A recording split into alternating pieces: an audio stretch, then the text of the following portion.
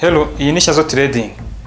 Ese ujya wibaza ukuntu umuntu ashobora gufata amadolari cyangwa se amayero, amafaranga yo hanze, akaba yagenda yagurisha cyangwa yagura?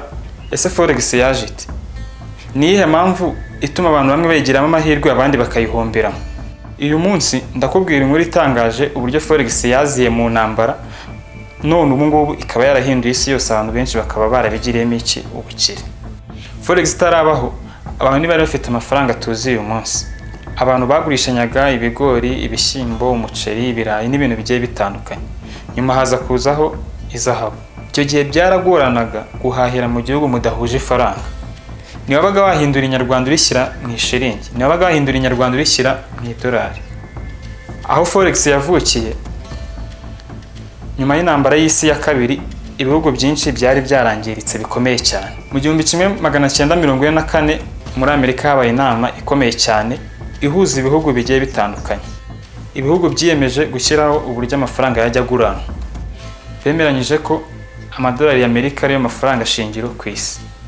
Andi mafaranga yose akajya agena agaciro kayo ashingiye ku idolari. Aho ngaho idolari icyo byari bivuze ko idolari risanishwa n'izahabu. Aho ngaho forex yahise ivuka bushya. Mu 1971 Amerika iravuga ati ntitugishoboye guhuza amadolari n'izahabu. Ahanga ni amafaranga yatangiye kugenda ahindagurikira ku isoko. Nuko ubu ngubu idolari iramanuka cyangwa se ikazamuka, iyero ikazamuka cyangwa ikamanuka. Ubu ngubu ari byo twita forex trading. Igihe iyero wenda warihuje n'iki n'idolari, euro USD.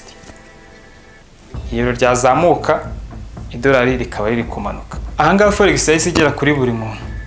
Hahita haza ama platform agiye atandukanye. TradingView, Meta5, Meta4, platform zigiye zitandukanye nyinshi cyane.